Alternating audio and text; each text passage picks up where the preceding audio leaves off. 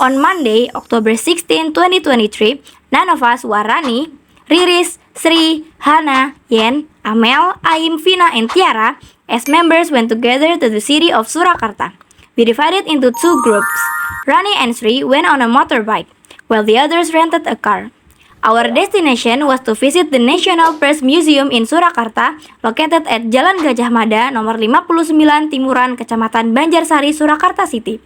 We arrived there at 1 p.m.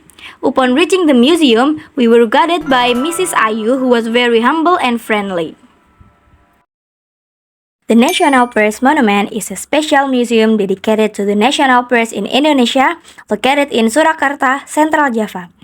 Its collection includes communication and reporting technology such as aviation, typewriters, transmitters, telephones, and large gongs. This museum was established in 1978 following more than 12 years of proposal, and it is operated by Ministry of Communication and Information Technology of Indonesia. The monument complex consists of the old society building, constructed in 1918 and used for the first meeting of the Indonesian Journalists Association or PWI, along with several buildings added in 1970s. This monument is listed as an Indonesian Cultural Heritage Site. Kita bisa melihat di dinding warna kita, ini kayak dinding-dinding candi. Jadi atas ini ada stupanya, ini melambangkan budaya Timur. There's a stone remnant from the eruption of Mount Merapi, which was signed by President Suharto to inaugurate the PERS building. Here, you can find newspaper made by the people in 1966 and some other newspaper that might be slowly deteriorating with age.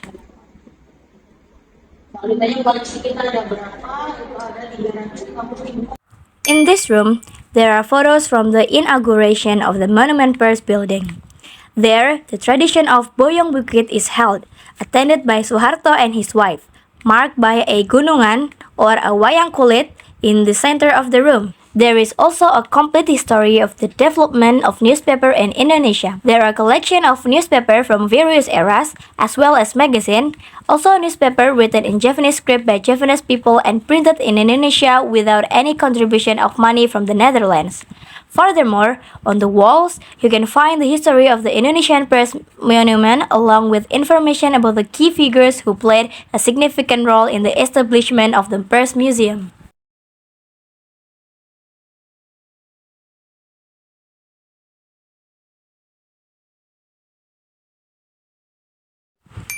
In the third room, you can find traditional communication tools such as kentongan, ketipung, and large seashell.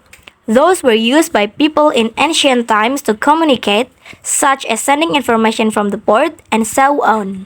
Then, there are also more advanced communication tools, such as old telephones. These telephones could only receive calls but couldn't make outgoing calls.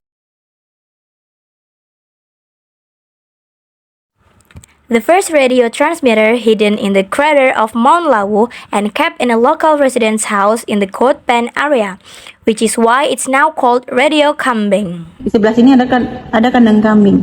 Karena zaman dulu itu sangat amat ditunggu yang namanya kabar proklamasi, biar kita tahu kalau ternyata kita udah merdeka, dicoba kita putar kalau dengerin proklamasi zaman dulu seperti apa ya. Proklamasi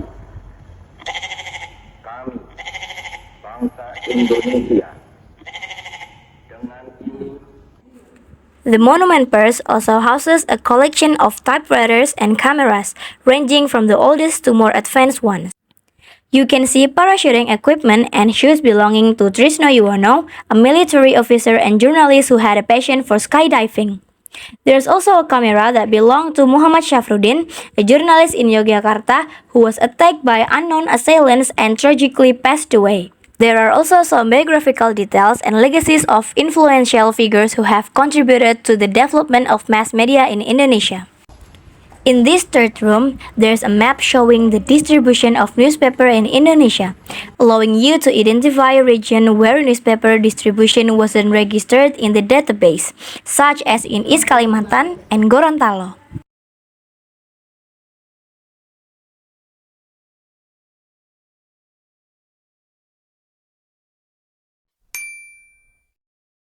In this room, you can explore archives of newspaper from year to year that have been digitized and stored in digital media. You can search for newspaper from any years as long as they are available in the archive.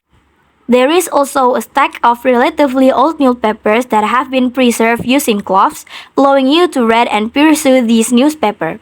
Chairs and tables are provided for your convenience while reading this newspaper. On the second floor, there are various rooms, including a playroom, library, and a room for importing newspaper into digital media. In the newspaper importing room, you can observe the scanning process of newspaper that will be digitized and archived.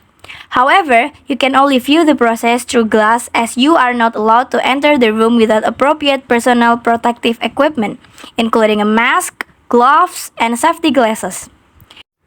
Failure to wear safety glasses can expose your eyes to harmful light, and gloves are necessary to prevent damage to the aged newspaper writings. Additionally, on this floor, there is an archive room that is restricted from casual access by visitors. Halo teman-teman, nama saya Ayu. Saya adalah tour guide atau pemandu di Monumen PERS Nasional. Jadi pesan saya untuk teman-teman adalah jangan pernah untuk melupakan sejarah. Karena semua yang terekam baik dari karya kemarin ataupun besok itu akan menjadi sejarah di masa yang akan datang. Terima kasih semuanya.